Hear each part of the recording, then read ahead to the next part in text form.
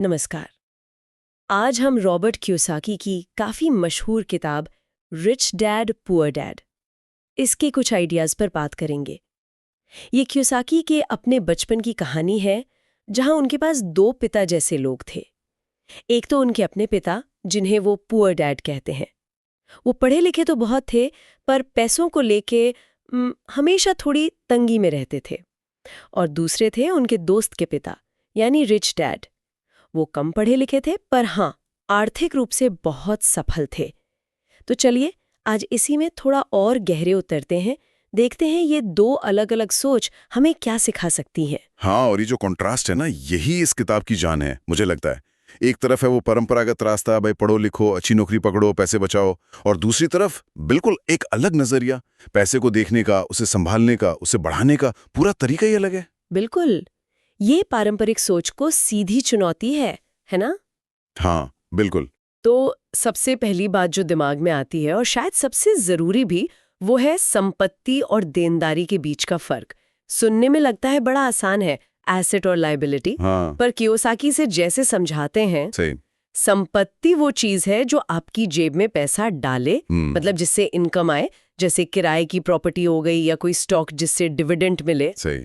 और देनदारी वो है जो आपकी जेब से पैसा निकाले, सीधा सा। जैसे कार लोन की किस्त या क्रेडिट कार्ड का बिल। हाँ, बिल्कुल सही कहा। और यहाँ एक बहुत बड़ी बात कियोसाकी कहते हैं, वो कहते हैं कि अमीर लोग संपत्ति मतलब एसेट्स खरीदते हैं, जबकि गरीब और मिडिल क्लास लोग अक्सर देनदारियां खरीदते हैं और उन्हें संपत्ति समझ लेते हैं। अच्छा, जैसे जैसे? सबसे आम उदाहरण घर का है।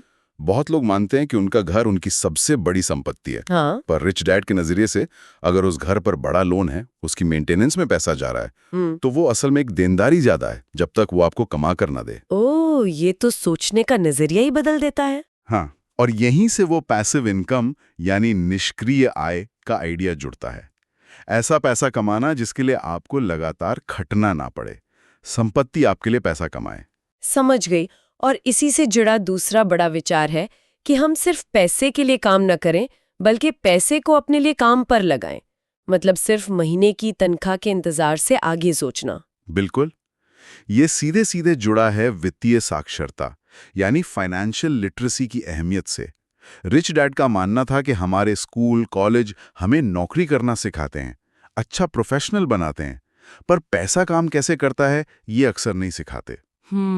निवेश क्या है, बिजनेस कैसे चलता है, टैक्स कैसे काम करते हैं, ये ज्ञान, ये समझ पारंपरिक शिक्षा में अक्सर नहीं मिलती।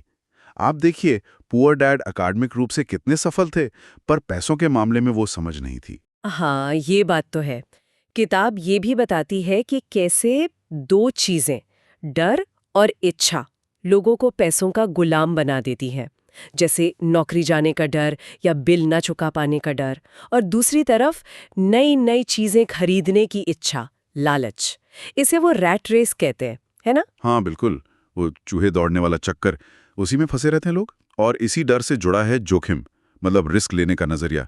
पुअर डैड हमेशा सुरक्षित रहना चाहते थे, तो वो जोखिम से बचते थे। हाँ, ज्यादातर लोग ऐसे ही सोचते हैं। पर रिच डैड का मानना था कि भाई अमीर बनना है, वित्तीय स्वतंत्रता चाहिए, तो हिसाब लगाकर जोखिम लेना सीखना होगा, कैलकुलेटेड रिस्क।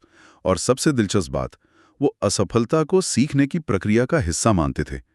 कहते थे कि ज्यादातर लोग इसलिए अमीर नहीं बन पाते क्योंकि वो हारने से बहुत डरते हैं। ये तो बड़ी हिम्मत वाली बात है, असफलता से सीखना। बिल्कुल। अच्छा, किताब में एक और बड़ी प्रैक्टिकल सलाह है, खुद को पहले भुगतान करे, पे योर सेल्फ फर्स्ट। इसका क्या मतलब है? हाँ, ये बहुत कारगर सलाह है। इसका मतलब है कि जैसे ही आपकी आमदनी आए, कोई भी पैसा आए, तो आप खर्च करने या बिल चुकाने से पहले उसमें से एक तय हिस्सा निकालकर निवेश के लिए या संपत्ति खरीदने के लिए अलग रख दें।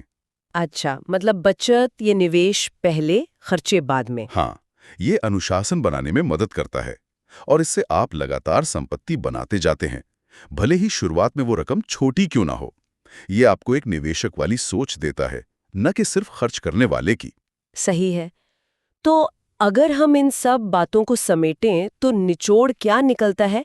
मुझे लगता है कि रिच डैड पुअर डैड का जो कोर मैसेज है वो यही है कि भाई अगर आर्थिक रूप से आजाद होना है तो पहले अपनी सोच बदलनी होगी। हाँ, सिर्फ कड़ी मेहनत करना काफी नहीं है, पैसे की समझ होनी चाहिए, संपत्ति बनाने पर फोकस होना चाहिए और थोड़ा सोच समझकर जोखिम लेने का हौसला भी चाहिए। एकदम सही कहा आपने।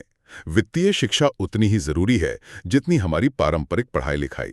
और ये हमें एक बहुत जरूरी सवाल पर लाकर छोड़ देता है सोचने के लिए। क्या? कि क्या हम अपने रोजमर्रा के जो छोटे छोटे वित्तीय निर्णय लेते हैं, कुछ खरीदना है, कहीं पैसा लगाना है, क्या हम उनमें सचेत होकर ये देख रहे हैं कि हमारा ये कदम संपत्ति बना रहा है या देनदारी बढ़ा रहा है?